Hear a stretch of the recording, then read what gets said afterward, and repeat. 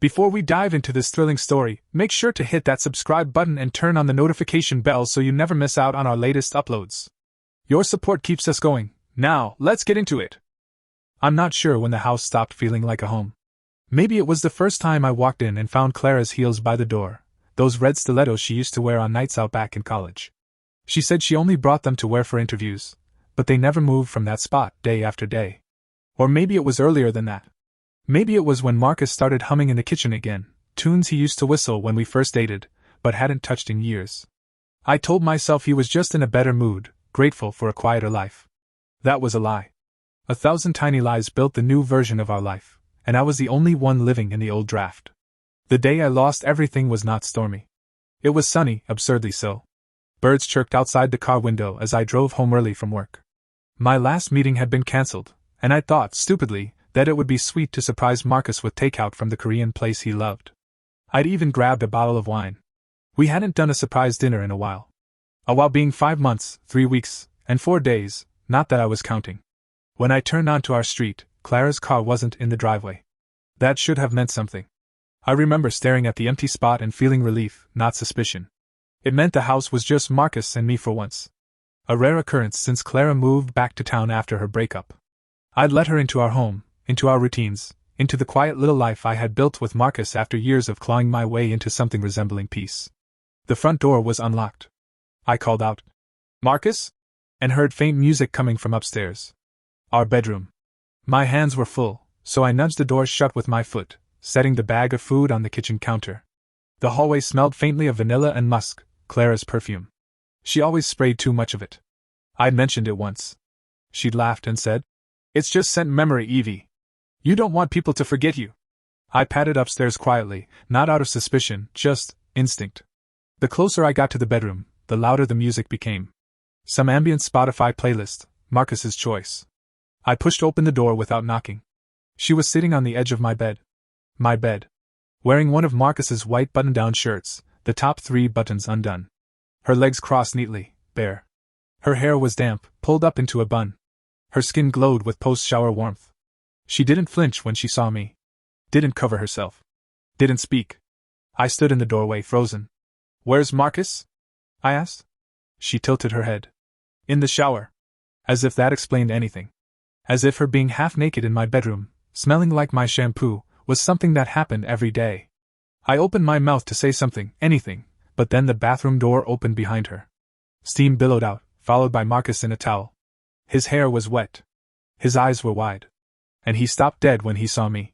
For a moment, nobody moved. Then Clara smiled. That soft, smug, knowing smile I had come to loathe. "Hey, Evie. You're home early." Marcus scrambled for words. "Evelyn, this isn't what you think." I laughed. A short, bitter, animal sound. "Really? Then please. Enlighten me." He looked at Clara, then back at me. "We were just talking." "Talking." I repeated the word like a foreign language. "While she's in your shirt. In our bedroom. While you're dripping wet from a shared shower?" Clara shrugged, stretching her arms behind her. "It just happened, Evie. Don't be so dramatic." Something inside me snapped. It wasn't rage. Not yet. It was grief. A black pit opening under my ribs, sucking all the oxygen out of the room. I turned and walked out. Down the stairs. Out the front door. I didn't take my purse. Didn't take my phone. Just my keys. I got in the car and drove, without direction, for what felt like hours. When I finally pulled over, it was at a gas station off the highway. I sat there, gripping the steering wheel, shaking. Everything buzzed in my head like static. The betrayal was too loud to think through. That night, I stayed in a motel. The kind with scratchy sheets and bad lighting. I used the front desk phone to call a friend, Maya. She didn't ask questions. Just said, "Come stay with me." By the next morning, I'd filed for divorce. The first night at Maya's place, I didn't sleep. Her guest room was warm and quiet, but my body felt like it was vibrating. I lay there staring at the ceiling, every moment from the day before playing on repeat in my mind. The image of Clara sitting on my bed. Marcus's soaked face turning pale as he caught sight of me. That smug little smile of hers. "Don't be so dramatic." The words looped over and over, as if they were trying to convince me that maybe, somehow, I was overreacting. That it wasn't betrayal. That it wasn't the deepest cut imaginable. But I wasn't overreacting. I knew that. They'd gutted me. There was no poetic metaphor for it. No complicated psychology to unpack. They had slept together. Lied to my face. And done it under my roof, in the bed I made every single morning, with the pillows turned just so. That kind of filth doesn't come off with hot water and an apology. Maya had left a pot of tea by my door with a note that said, "Don't talk until you want to. I'll be here when you do." It made me cry harder than anything else that day. Over the next few weeks, I floated through a haze of logistics and numbness. The divorce process began quickly. I'd kept my maiden name, thank God, and we had no children. The house was under both our names, the savings were split. At first, Marcus said I could keep it all. Guilt. But a few days later, I got a call from his lawyer. He wanted half. Clara's voice echoed behind that move. I could hear her even when she wasn't there. That was always her talent, making herself present in places she hadn't earned. I emptied the joint savings into a private account before he could touch it. Maya helped me find a lawyer who wasn't just competent, but ruthless. She knew all the tricks, they tried a few of course. Claimed I was emotionally unstable. That I had abandoned the marriage. That I had no right to punish them for falling in love. Falling in love. Like it was a song lyric. Like it just happened and nobody could be blamed. I moved out before the hearing. I didn't want to be anywhere near that house. Every time I walked through the front door, I could see the ghosts of them. Laughing. Whispering. Pressed up against my kitchen counter. My couch. My memories. The worst part wasn't picturing them together, it was realizing they had done it without shame. That they had convinced themselves they were victims of a story they created. They were just meant to be. They didn't mean to hurt anyone. Clara posted a photo of them on Facebook less than 2 weeks after I left. Marcus kissing her cheek. Her caption. Feeling loved, red heart. And then she tagged me. Tagged me. I stared at the notification for 5 full minutes before I deleted the app. I was shaking. Not out of heartbreak, out of rage. I didn't respond. I didn't comment. I didn't play her game. 10 minutes later, she texted me. Sorry sis, didn't mean to tag you. No hard feelings, okay? Hope we can still be close. You'll meet your soulmate someday too, 2 hearts. I blocked her number. Then I blocked my mother. My father hadn't said a word throughout the whole process, not even when I called to tell them what happened. He just grunted and said, "That's unfortunate. Mom was worse." She tried to play both sides. "It's terrible, Evie," she said over the phone. "But your sister deserves happiness too. You'll find someone else. And maybe we can put this all behind us someday." That was the last straw. I hung up. And I meant it. No contact. With anyone. Ever again. I relocated to Minnesota, partly because it was far, and partly because no one in my family had any reason to look for me there. I got a job at a small architecture firm, quiet and unassuming. I found a 1-bedroom apartment on the edge of the city, overlooking a lake. It was gray and still in the winter. Serene in a way that didn't ask me to be okay. It just let me be. I'd never had that before. At first, I tried to date. One guy took me out to dinner, asked about my past, then interrupted me 5 minutes in to tell me about his ex-wife and how she never understood him. Another date spent the whole night bragging about his startup that was definitely going public. I deleted the dating apps after that and told myself I was done. For good. But Maya, ever the schemer, refused to give up. On my 36th birthday, she invited me to a soft launch of a new restaurant, an upscale bar with a rustic modern feel. She claimed it was just a girls' night. What she failed to mention was that the owner, James, was her cousin. And he was also recently divorced. When he came out from the kitchen, I didn't even realize he was the chef. He was tall, bearded, quiet. His hands looked like they'd built something. Not just food, but a life. He greeted Maya with a bear hug, then turned to me with a simple smile. "Happy birthday," he said. "Let me feed you something you'll never forget." And he did. The food was incredible. But it was the way he moved that got me, the careful, deliberate kindness in everything he did. He never pushed conversation, never asked invasive questions. Just brought out dish after dish, explained the ingredients, asked if I liked wine or cocktails. And when I looked up at one point and caught him watching me from across the bar, he didn't look away. That was the beginning. Our first date happened 2 weeks later. He picked me up in a truck that smelled like fresh leather and cinnamon. He drove slowly, spoke slowly, but when he laughed, it was like a thunderclap, deep, genuine, rumbling from his chest. I told him about Marcus. About Clara. About everything. He didn't interrupt once. When I was done, he said, "I've got family like that too. Not the same story. But I know the weight. That was all he needed to say. Over the next year, we built something quiet and strong. His family welcomed me like they'd been waiting for me all along. His twin brother Jack ran the bar, and their mother came in every Friday with fresh flowers for the tables. I became part of the rhythm of the place. They knew about my past but never tiptoed around it. They never treated me like I was broken. Just like I belong. One night, I was sitting in the corner of the bar, sipping wine while James finished up a private dinner event, when a shadow fell across my table. It was Marcus. I didn't recognize him at first. He looked polished, hair trimmed, wearing a clean navy jacket. He looked like he'd dressed up for something. I blinked, heart plummeting, stomach twisting. "What do you want?" I asked flatly. He pulled out the chair across from me without waiting for permission. I'm sorry. For everything. Clara and we're divorcing. I didn't say anything. She cheated. He continued. With 2 married guys. It's been going on for a while. I don't expect anything from you, Evelyn. I just thought maybe we could talk. For closure. That's all. I stared at him. Then I smiled. You think I owe you closure? I asked. No, he said quickly. Look, I know I screwed up. But we had 9 years together. That meant something, didn't it? I leaned forward, my voice low. Yes. It meant something. And you burned it to the ground. So no, I owe you nothing. You got what you wanted, remember? The golden girl. The whirlwind passion. The fantasy. How's that working out? He looked down. She's living with my parents now. Jobless. Broke. And I've got nothing. I nodded slowly. Sounds like a return on investment. James appeared beside me then, quiet as ever. He looked at me, then at Marcus. Want me to kick him out? He asked. I shook my head. No.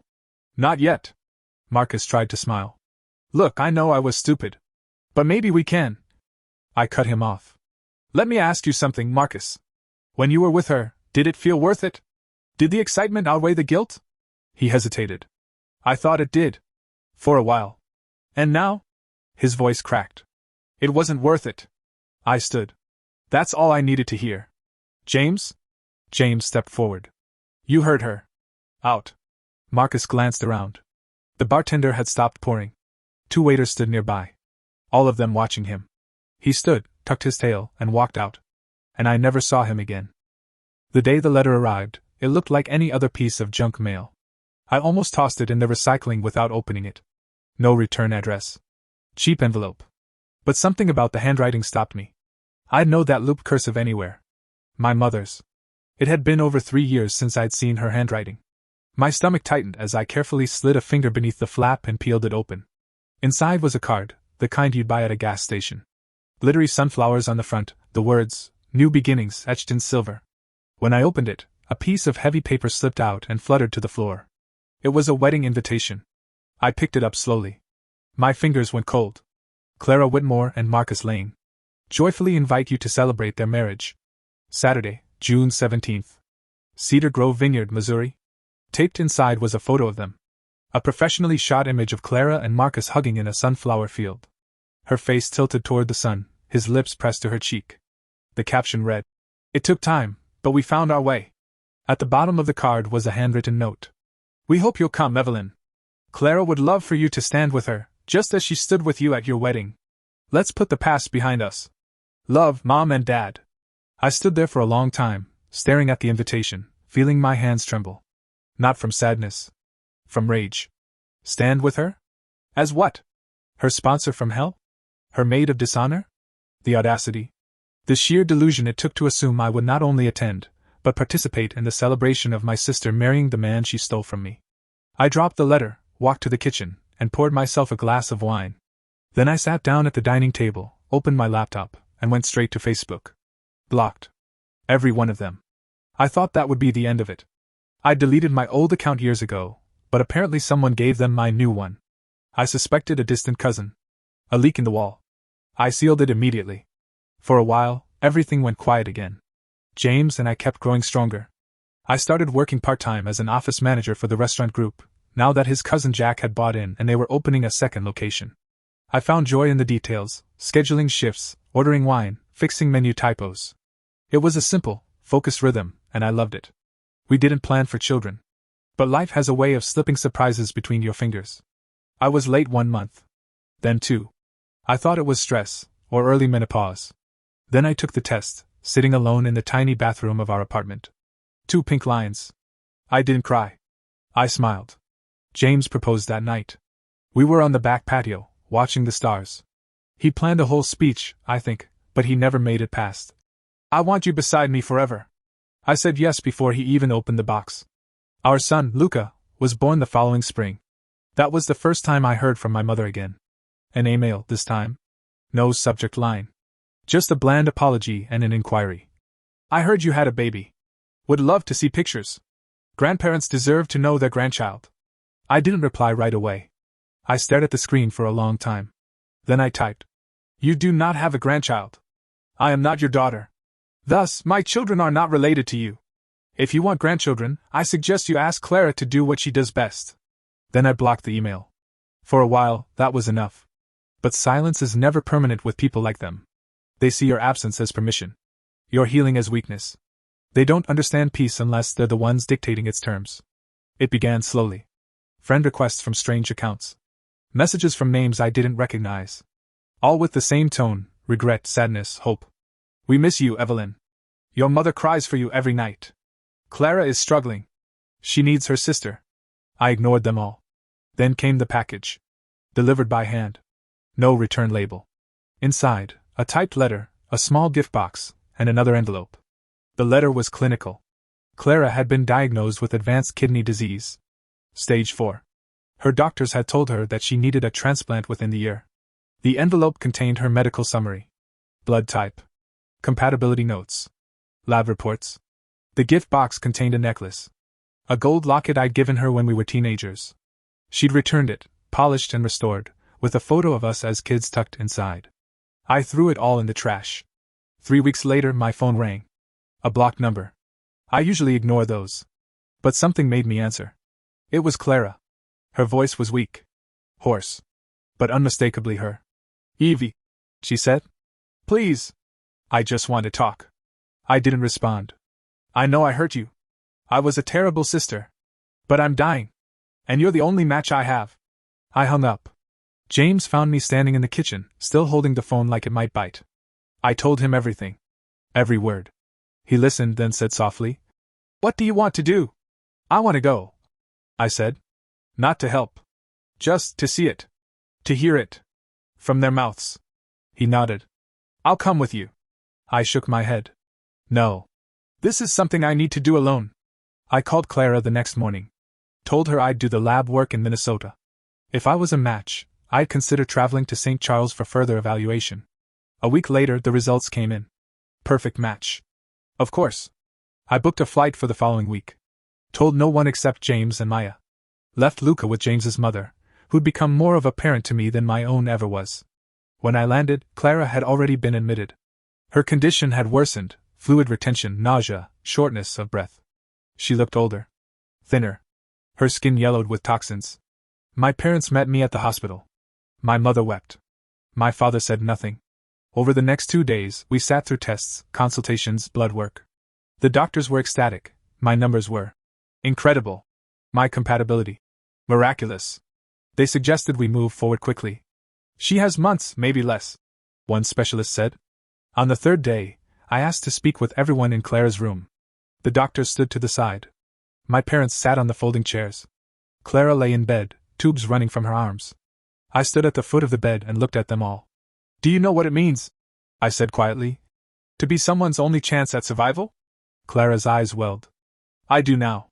I nodded. Good. Then let me tell you something. I walked to her bedside, took her cold, shaking hand in mine, and leaned forward. I'm the only person who can save your life. And I'm not going to. Gasps. My mother surged forward. Evelyn, don't do this. I turned, voice steady. You all made choices. You burned bridges. And now the fire's come for you. But she'll die, my father said, finally speaking. I know, I said. She deserves to. I let go of Clara's hand. Walked to the door. And before leaving, I said without turning around, If you ever contact me again, I will spend the rest of my life making sure you regret it. Then I left. I thought leaving the hospital would feel like a victory, like a long-awaited exhale after years of holding my breath. Instead, the air outside felt heavier than the air in that sterile room. The sky over St. Charles was leaden, thick with humidity, and every breath tasted like memory. I didn't look back as I walked out the automatic doors. I didn't need to.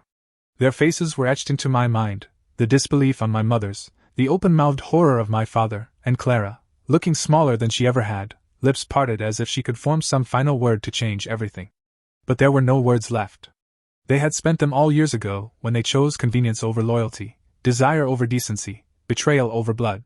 That choice had a price. And now they were looking at the bill. I didn't drive straight to the airport. I needed space. I needed silence. I found it in the least expected place, a tiny roadside diner on the edge of town, one of those aging joints with cracked vinyl booths and laminated menus stained with years of coffee. The waitress didn't know me. She didn't ask if I was okay. She brought me a cup of black coffee and a plate of oversalted fries, and that anonymity felt more like home than anything in Missouri ever had. I sat in that booth for over an hour, staring out the window at a gas station sign flickering half-dead in the distance. I thought about what I'd said, not with regret, but with precision. Every word had been calculated, not from malice, but from clarity.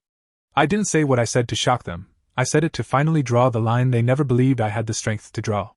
That was the truth they never could accept, that I didn't need them. Not anymore. Not ever. My phone buzzed once, twice, then went still. I didn't look. I didn't care. They would try again. Plead. Threaten.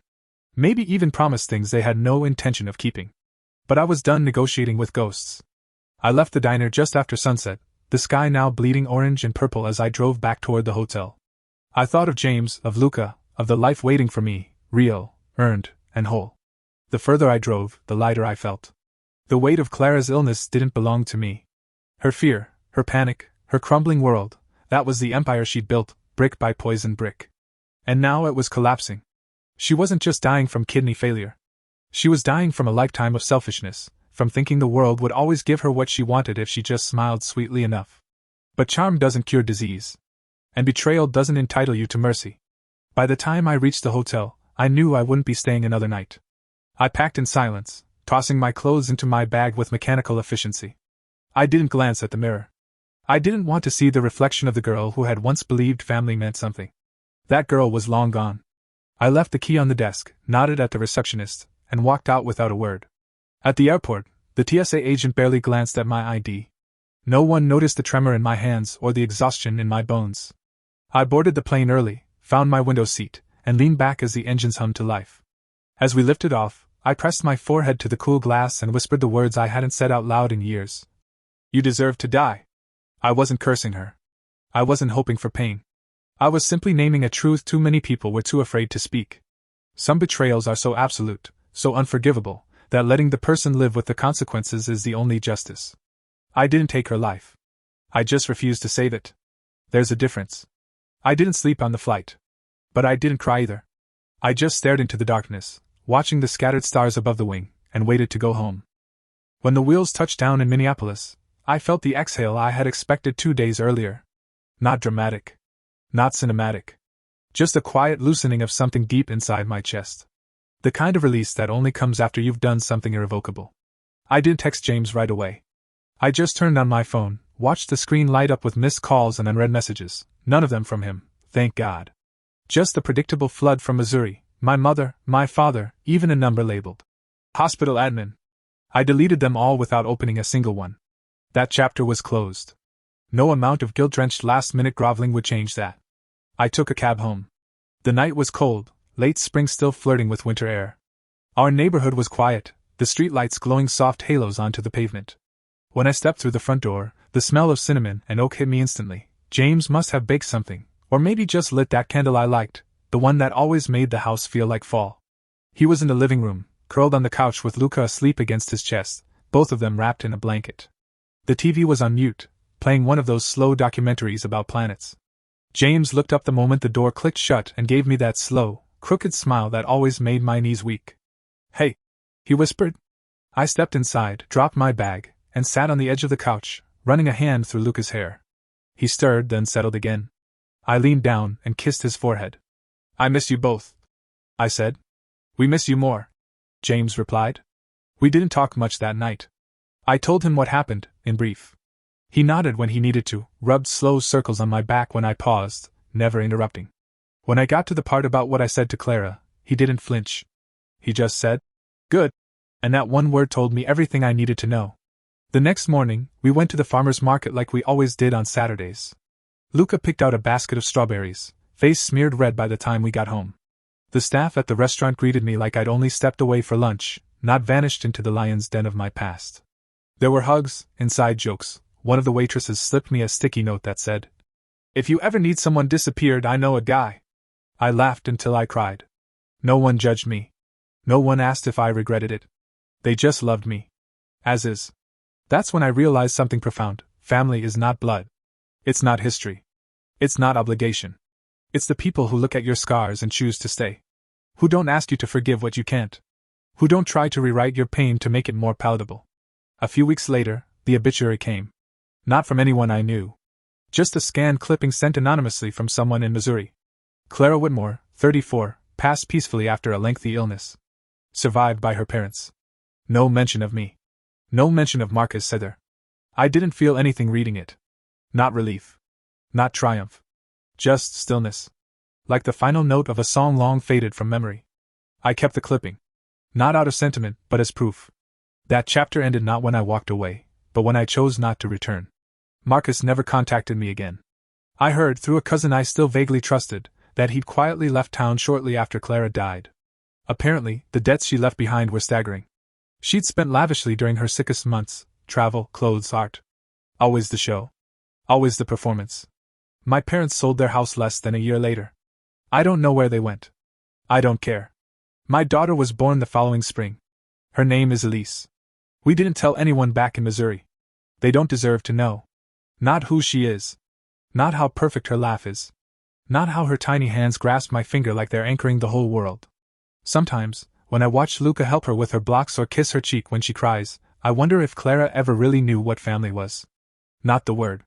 Not the expectation. The truth. The love you build, not the love you demand. One evening, James and I were sitting on the back porch, watching the kids play in the yard, when he said, "You ever think about them anymore?" I didn't even hesitate. No. And it was true. Not the old ache, not the anger. Just quiet. Just peace. That's the funny thing about survival. It doesn't always look like winning. Sometimes it just looks like breathing again without flinching. Loving without fear. Living without apology. Forgiveness is divine, they say. But I'm not divine. I'm real. And finally, after all these years, I'm free. Some life lessons don't arrive gently. They do not knock on your door with grace or whisper truths while you sleep. Some arrive with a wrecking ball, tearing through everything you thought was solid. And once the dust settles, you're left staring at the debris of your identity, trying to decide what's worth salvaging. The story of Evelyn is one such lesson, not about revenge, though on the surface it might seem that way, but about the power of boundaries, the truth about forgiveness, and the definition of family. Evelyn's journey began in betrayal, but it ended in clarity. And clarity is a hard-earned thing.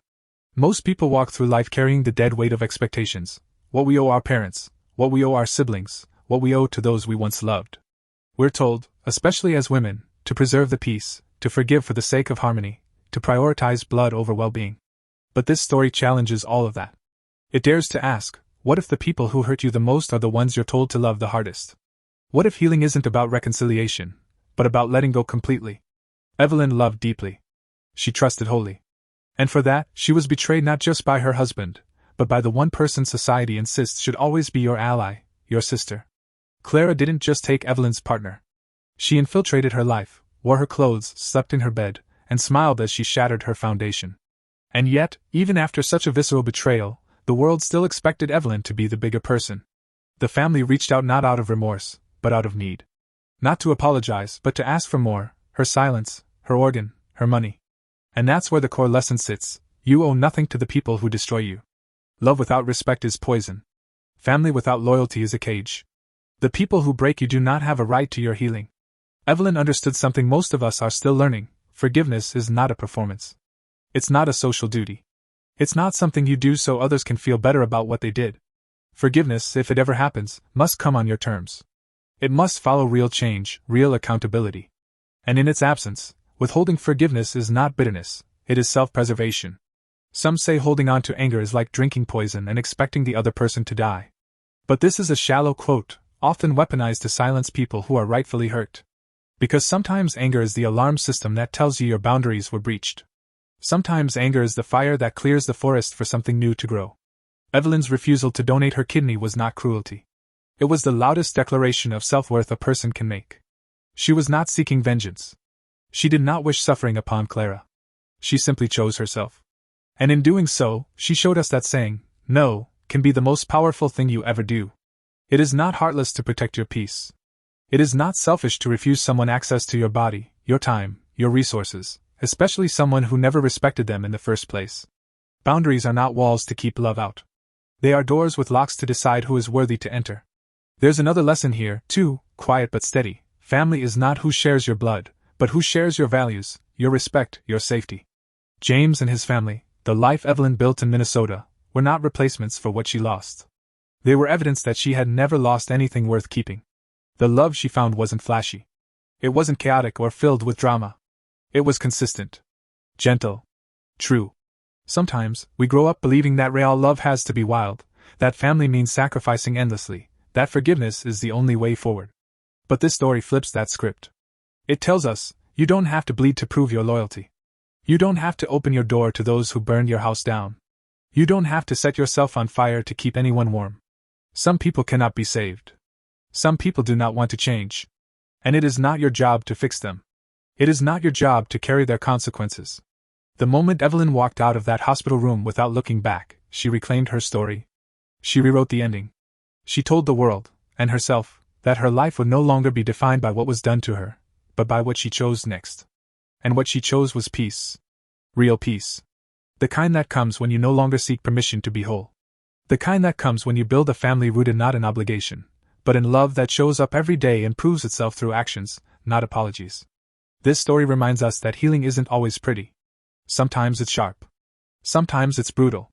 Sometimes it looks like saying no to a dying sister and walking away. But that doesn't make it wrong. That makes it honest. And there is nothing more liberating than living your truth, unburdened by the weight of who you're supposed to be. So if you take anything from Evelyn's story, let it be this: your peace is not up for negotiation. Your worth is not measured by how much you forgive. And your family is not defined by DNA, but by who chooses to love you right. Let go of what hurts. Hold on to what heals. And never, ever apologize for choosing yourself.